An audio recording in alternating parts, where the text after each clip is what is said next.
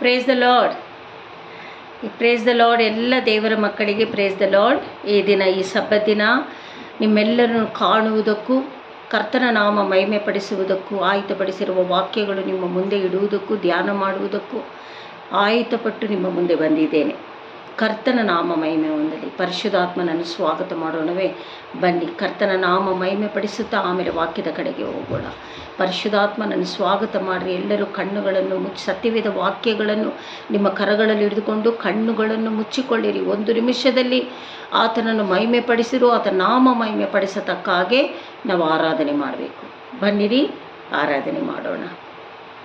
ಯೇಸುವೇ, ಸ್ತೋತ್ರ ಸ್ತೋತ್ರ ಸ್ತೋತ್ರ ಸ್ತೋತ್ರ ಸ್ತೋತ್ರ ಸ್ತೋತ್ರ ಸ್ತೋತ್ರ ದೇವರೇ, ಹಾಲೆಲೂಯ.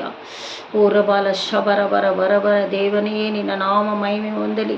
ನೀನು ಪರಿಶುದ್ಧನಪ್ಪ, ನೀನು ಪರಿಶುದ್ಧನು ಪರಿಶುದ್ಧನು ಪರಿಶುದ್ಧನು ಪರಿಶುದ್ಧನು ಪರಿಶುದ್ಧನು. ಹೋಲಿ ಹೋಲಿ ಹೋಲಿ ಹೋಲಿ ಹೋಲಿ.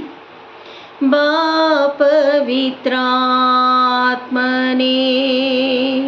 ನಿನ್ನ ಪ್ರಸನ್ನತೆ ಬೇಡುವೆನು.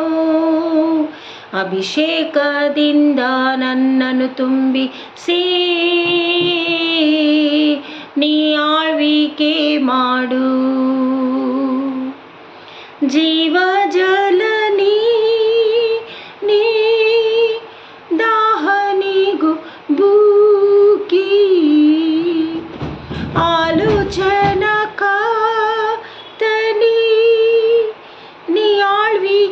ಮಾಡು. ಹೌದು ಪರಿಶುದ್ಧಾತ್ಮನೇ, ಈ ದಿನ ತೆಗೆದುಕೊಂಡಂಥ ವಾಕ್ಯ ನಿನ್ನ ಮಕ್ಕಳ ಮುಂದೆ ವಾಕ್ಯ, ಜೀವವುಳ್ಳ ವಾಕ್ಯ ಮಾತನಾಡುವುದಕ್ಕೆ ನನ್ನನ್ನು ಅಭಿಷೇಕದಲ್ಲಿ ತುಂಬಿಸು. ಪರಿಶುದ್ಧಾತ್ಮನೇ, ನಿನ್ನ ನಾಮ ಮಹಿಮೆ ಹೊಂದಲಿ. ತಗ್ಗಿಸ್ತೀನಿ ರಾಜ, ತಗ್ಗಿಸ್ತೀನಿ ಏಸಪ್ಪ. ಎಲ್ಲ ಮಹಿಮೆ ನಿಂಗೊಬ್ಬನಿಗೆ ಸಲ್ಲಲಿ, ನನ್ನ ಜೀವವುಳ್ಳ ತಂದೆಯೇ, ಆಮೇನ್. Praise the lord. ಈ ದಿನ ತೆಗೆದುಕೊಂಡಂಥ ವಾಕ್ಯ ಕೀರ್ತನೆ 37, 17-22 ಓದಿಕೊಂಡು ಧ್ಯಾನ ಮಾಡೋಣ. ಬನ್ನಿರಿ ದೇವ ಮಕ್ಕಳೇ, ಸತ್ಯವೇದ ವಾಕ್ಯಗಳನ್ನು ತೆಗೀರಿ. ಭಯಭಕ್ತಿಯಿಂದ ತೆಗೆದು ಭಯಭಕ್ತಿಯಿಂದ ಕುಳಿತುಕೊಂಡು ಆತನ ವಾಕ್ಯವನ್ನು ನಾವು ಧ್ಯಾನಿಸಬೇಕು. ನೋಡಿ, 37, 17, 18, 19 ಓದಿಕೊಳ್ಳೋಣವೇ? ನೋಡಿ, ದುಷ್ಟರ ತೋಳುಗಳು ಮುರಿದು ಹೋಗುವವು, ನೀತಿವಂತರನ್ನು ಯೆಹೋವನೇ ಉದ್ಧರಿಸುವನು. ಯೆಹೋವನು ಸದ್ಭಕ್ತರ ಜೀವಮಾನವನ್ನು ಲಕ್ಷಿಸುತ್ತಾನೆ. ಅವರ ಸ್ವಾಸ್ಥ್ಯವು ಸ್ವಾಸ್ಥ್ಯವಾಗಿ ನಿಲ್ಲುವುದು. ಅವರಿಗೆ ವಿಪತ್ಕಾಲದಲ್ಲಿಯೂ ಆಶಾಭಂಗವಾಗುವುದಿಲ್ಲ, ಬರಗಾಲದಲ್ಲಿಯೂ ಅವರಿಗೆ ಕೊರತೆ ಇರೋದಿಲ್ಲ. ನೋಡಿ, ದೇವರನ್ನು ನಿರೀಕ್ಷಿಸುವವರು ಯಾವತ್ತೂ ದುಷ್ಟರ ತೋಳುಗಳು ನಮ್ಮನ್ನು ಮುಟ್ಟಕ್ಕೆ ಸಾಧ್ಯವೇ ಇಲ್ಲ. ನೀತಿವಂತರ ಗುಡಾರಗಳನ್ನು ಯೆಹೋವನೇನು ಮಾಡ್ತಾರಂತೆ? ಉದ್ಧರಿಸುವನು. ನಮ್ಮ ಮನೆಗಳನ್ನು, ನಮ್ಮ ಕುಟುಂಬವನ್ನು ದೇವರು ಉದ್ಧರಿಸ್ತೀನಿ ಅಂತ ಹೇಳ್ತಾ ಇದ್ದಾರೆ. ನಂಬಿಕೆಯುಳ್ಳವರು ಕರಗಳನ್ನೆತ್ತಿ ಜಯಘೋಷ ಮಾಡಿರಿ, ನಾನು ನಂಬುತ್ತೇನೆ. ಹಲ್ಲೆಲೂಯಾ. ಓಕೆ, ಹಾಗಾದರೆ ನೋಡಿ, ಯೆಹೋವನು ಸದ್ಭಕ್ತರ ಜೀವಮಾನವನ್ನು ಲಕ್ಷಿಸುತ್ತಾನೆ. ಯಥಾರ್ಥವಾಗಿ ಭಕ್ತಿಯಲ್ಲಿ ಕರ್ತನನ್ನು ನಂಬಿ ಪ್ರೀತಿಯಿಂದ ನಡೆಯುವವರಿಗೆ ಏನು ಮಾಡ್ತಾರಂತೆ? ಜೀವಮಾನವೆಲ್ಲ ಲಕ್ಷಿಸುತ್ತಾನೆ. ನಾವು ಸಾಯೋವರೆಗೂ. ಅರ್ಥ ಆಯ್ತಾ ದೇವರ ಮನೆಗೆ? ದೇವರ ಮಕ್ಕಳೇ, ಅವರ ಸ್ವಾಸ್ಥ್ಯವು ಸ್ವಾಸ್ಥ್ಯವಾಗಿ ನಿಲ್ಲುವುದು. ಅವು ಯಾವಾಗಲೂ ನಿರಂತರವಾಗಿ ನಿಲ್ತಾರೆ ದೇವರ ಮಕ್ಕಳಾಗಿ.